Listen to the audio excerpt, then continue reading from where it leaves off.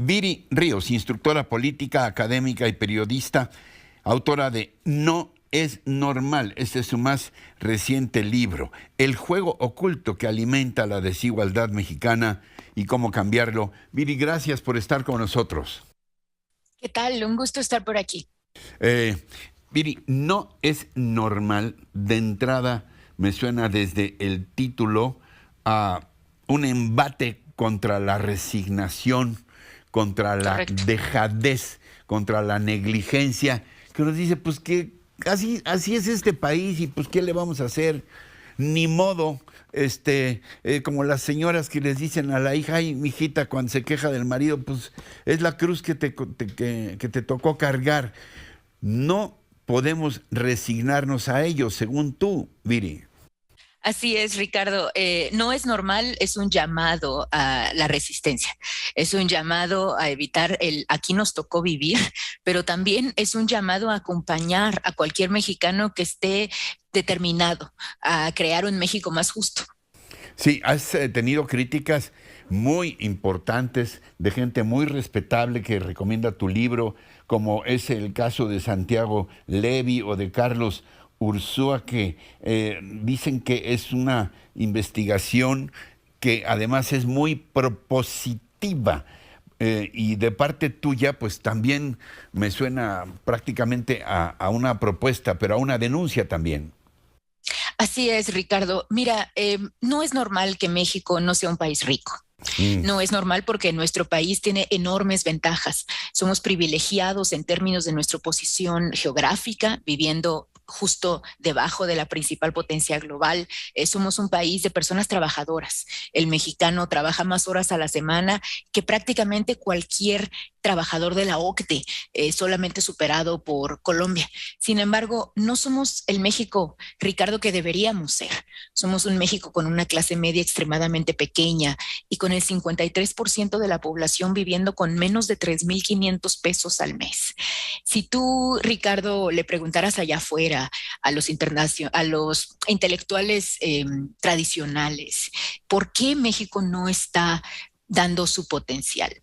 La respuesta que obtendrías sería más o menos alrededor de, bueno, el problema es que México es muy corrupto y el problema es que no hay Estado de Derecho. No es normal. En esta investigación yo avanzo una teoría distinta y una teoría que es más grave. Mi teoría es que aunque México no tuviera corrupción, aunque el Estado de Derecho, Ricardo, se implementara de manera casi perfecta, continuaríamos teniendo un país de profundas desigualdades. Y la razón por la cual eso sucede es porque las reglas del juego en México están mal hechas. Las reglas de cómo trabajamos, de cómo hacemos negocio, de cómo pagamos impuestos, están hechas en favor de un puñado, del puñado que ha estado en el poder y de las élites económicas, y en detrimento de las clases medias y del resto. Ahora, dime, ¿cómo es posible que haya países como Singapur? Yo he estado ahí y lo que te presumen no solamente es cómo están ahorita, que tienen el puerto más eficiente del mundo, la línea aérea mejor del mundo. Y te presumen cómo estaban hace 30 años, que eran unos arrozales ahí, una enorme miseria. Uh ¿Qué -huh. han hecho ellos? Tienen la 3.000ª parte del territorio de México, Uh -huh. 800 kilómetros cuadrados, la 3.000ª parte. No tienen costas, no tienen riqueza maderable, no tienen recursos pesqueros, no tienen petróleo, pero son el país con el mayor número de personas con más de $500,000 en sus cuentas bancarias. Hasta en eso son muy, digamos que, democráticos. ¿Y por qué nosotros tenemos a la mayor parte de la gente en pobreza y a una tercera parte que padece hambre todos los días? Claro, Ricardo. Bueno, lo que hicieron bien los tigres asiáticos y lo que hizo bien Singapur es que implementó reglas del juego adecuadas. Te pongo un ejemplo. Singapur hizo una política pública muy innovadora en su época y muy importante de industrialización de la mano del Estado, ayudando a que las empresas se volvieran competitivas por medio de, pues, un apoyo que recibían por parte del Estado, pero de manera estratégica, no de manera corrupta, no a los amigos del poder, no a los de arriba. México no tiene eso. Cuando tú ves las políticas públicas de nuestros gobiernos se han obsesionado en las últimas décadas con reducir la pobreza, pero no se han obsesionado con lo más importante, que es crear una clase media. Para reducir la pobreza y crear una clase media, tú implementas políticas distintas. Tú puedes reducir la pobreza con una transferencia en efectivo. Las transferencias en efectivo no estoy en contra, estoy a favor. Me parecen importantes para reducir cierto tipo de pobreza. Pero para llevar a la gente, Ricardo, a la clase media, se necesitan más y mejores empresas y se necesitan empresas que hagan y que den buenos trabajos. Nuestro gobierno no se ha obsesionado con una política que redistribuya al crear buenos trabajos y que ayude a las empresas pequeñas al crecer. No es normal, yo platico, no es un libro de quejas, no es un libro solamente de lo que está mal, es un libro en donde yo trato de platicar con base en mi investigación qué son las reglas, cuáles son las reglas específicas que debemos crear en México para que repliquemos pues justo los casos de éxito global que sabemos que existen, que no solamente es Singapur, Ricardo, que son países que hace 100 años eran más desiguales que México y que hoy nos han aventajado. Ahora, tú mencionas el gobierno y no lo estoy inventando. El presidente ha tenido varios embates muy claros contra la clase media, ligándola a sus calificativos de conservadora y neoliberal. Bueno, hasta quienes habitan en la colonia del Valle lo ha dicho específicamente.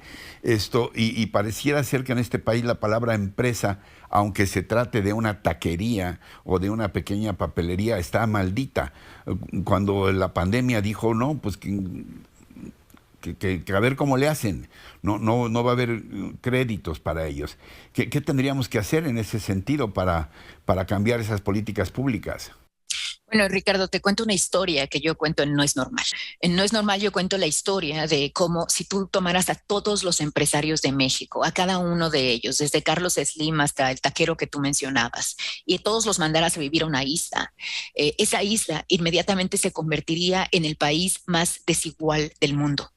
Sería prácticamente 60% más desigual que Sudáfrica, que como tú sabes, Ricardo, es el país más desigual de todo el mundo actualmente. La razón por la cual tenemos estas profundísimas desigualdades en el empresario es porque México es un país que ha sido experto en crear empresarios precarios.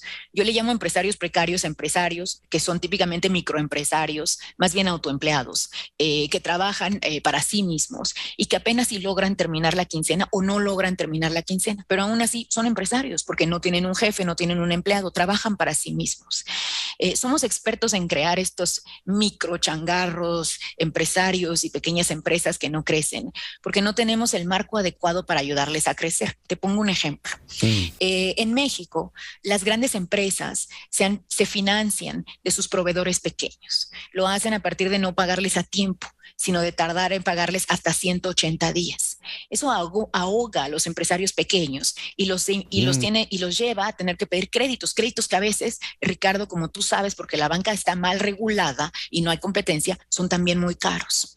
En otros países esto está regulado. En otros países las bancas prestan más y con mejores créditos porque hay regulación que permite la competencia. Y en otros países hay leyes de morosidad, Ricardo, en donde no se permite que el gobierno tarde un año en pagarte y no se permite que las empresas grandes tarden más de 60 días en pagarte. Lo que se llama vulgarmente el jineteo del dinero. Correcto. El jineteo es una estructura informal que está institucionalizada en México y que impide el crecimiento de las empresas pequeñas. Como esa, Ricardo, hay muchas otras leyes, procesos, procedimientos formales o informales en este país que han ahogado a las clases medias y que han hecho que sea, como yo digo en uno de los capítulos de No es Normal, que sea tener una empresa chica, sea tener un infierno grande. ¿A quién estás dirigiendo este libro? Y dime si has tenido una respuesta o te gustaría. A lo mejor estoy siendo demasiado cándido, como diría mi gurú Hugh Hefner, que te gustaría que lo leyera el presidente, el nuevo secretario de Hacienda, la nueva candidata oficial a la gubernatura del Banco de México. ¿A quién está dirigido este libro?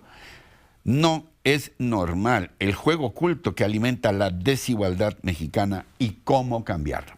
Este libro es para ti. Es para los periodistas que día a día modifican cómo entendemos a este país a partir de múltiples entrevistas y a partir de múltiples reportajes. Pero este libro también es para quien nos escucha. Este libro no es para la clase política, porque no tenemos a la clase política que queremos y debemos dejar de entretener la idea de que simplemente dándoles ideas vamos a cambiar a este país. Este libro llama al ciudadano a una reorganización profunda, a una demanda no de lo que los políticos nos ofrezcan, sino de lo que nosotros necesitamos. Es urgente. Bueno, las ideas por sí solas, Ricardo, tampoco hay que ser ingenuos. Las ideas por sí solas no van a cambiar a este país. Pero sin ideas, Ricardo, jamás vamos a poder cambiarlo.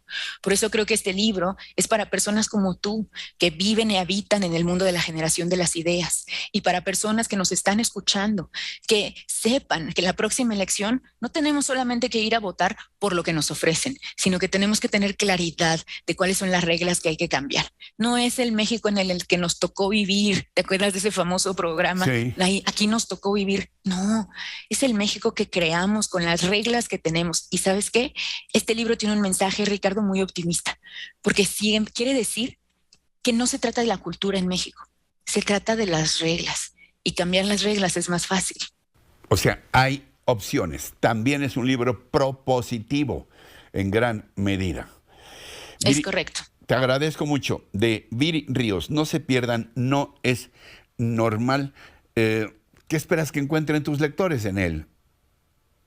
En él van a encontrar 25 distintos capítulos, cada uno se puede leer de manera independiente, no tienes que leer el 2 para poder leer el 3, y en él van a encontrar pues un reclamo a las distintas injusticias que existen en México, pero sobre todo un clamor por qué hacer y cómo empezar a pensar en cambiarlas. Y yo creo que una propuesta fresca, ¿sabes? Que no se parece a lo que nos dijo López Obrador, que no se parece a lo que nos dice la oposición, que es algo que no nos han dicho. No sé si porque tienen conflicto de interés, no sé si porque no quieren cambiar este país o por qué. Por conveniencia perversa también, tal vez. Viri, una pregunta que no es muy profunda, pero creo que es importante. ¿Ya está a la venta? Ya está a la venta, y de hecho nos ha ido súper bien, Ricardo. Ya vamos en la primera reimpresión. Estamos a la venta en todas las librerías, Amazon y Mercado Libre. Además tienes una gran editorial que es Grijalbo. Sí, mi casa. Viri, gracias por esta conversación. No se pierdan, no es normal, de Viri Ríos. Gracias, este espacio se queda abierto y espero que sigamos conversando muy pronto. Claro que sí, Ricardo. Un fuerte abrazo. Gracias, hasta pronto.